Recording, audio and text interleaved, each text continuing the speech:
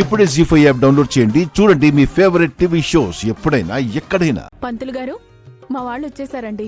శుభం. అన్నీ సిద్ధంగా ఉన్నాయి. ఇక కార్యక్రమం మొదలు పెడదామా? మొదలు పెట్టాల్సింది మా కుటుంబం కాదు పంతులు గారు, దీని కుటుంబం. చెయ్యాల్సింది మీరే అమ్మా.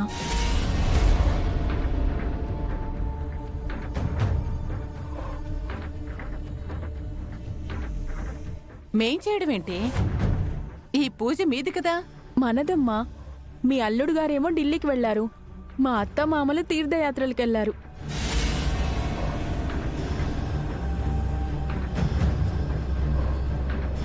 నేనొక్కదాన్నే మిగిలాను.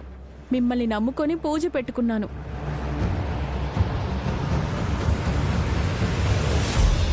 మీ వాళ్ళెవరూ లేకుండా పూజ ఏంటి సంజన?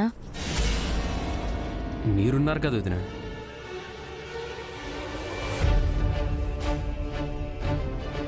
మనం దీని తరపు వాళ్ళం కాదు కదరా. మీరు ఈ అమ్మాయికి ఏమవుతారమ్మా? నేను వాళ్ళ అమ్మని. తను మా అన్నయ్య, మా పెద్దమ్మ, మా పెద్దనాన్న. తను మా పెద్దన్నయ్య, ఈవిడ మా పెద్దవదిన. మరి ఇంకేం కావాలమ్మా? అంతా మీ వాళ్లే కదా. మీ సమక్షంలో ఈ అమ్మాయికి శాంతి పూజ జరిపిస్తాను.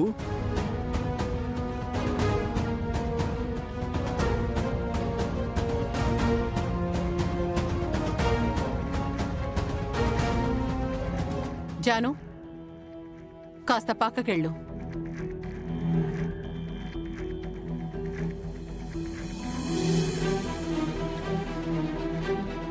ఇది మా కుటుంబం తరపున జరిగే పూజ. కాస్త పక్కకెళ్తే మంచిది.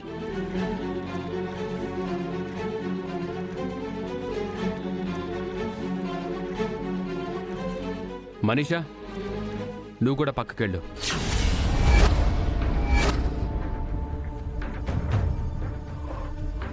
వివేక్, మనీషా కూడా మన ఫ్యామిలీ కాదు కదా మామ్.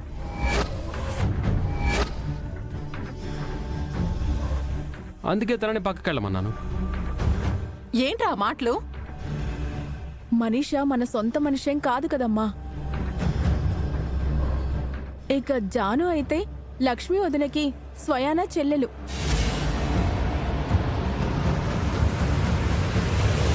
కాబట్టి మన కుటుంబమే.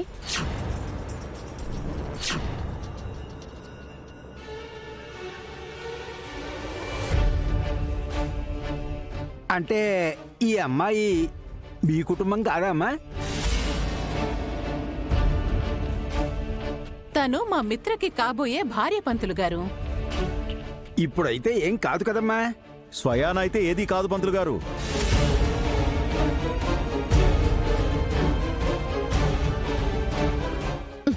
ఆంటీ, ప్రతి విషయంలోనూ మీరు జానుని అవాయిడ్ చేయకండి. వీళ్ళు కూడా నన్ను అవాయిడ్ చేసేలా ఉన్నారు.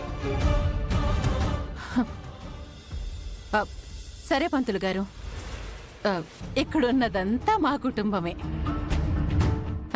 ఇప్పుడేం చేయాలో చెప్పండి. ముందుగా ఈ అబ్బాయితో వినాయక పూజ చేయించాలి.